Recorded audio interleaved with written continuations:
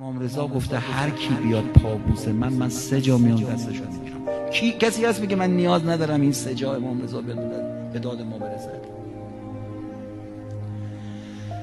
هر کی بیاد من غریب و تو غربت زیارت کنه من 3 جا میرم بازدیدشو پس. خیلی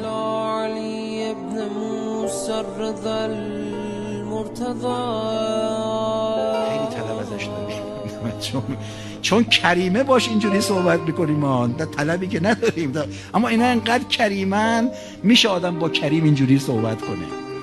دیدین تو مناجات ها هست دیگه، میگه خدایا اگه تو بخوای منو به خاطر گناهام مؤاخذه کنی منم تو رو به خاطر کرمت مؤاخذه میکنم.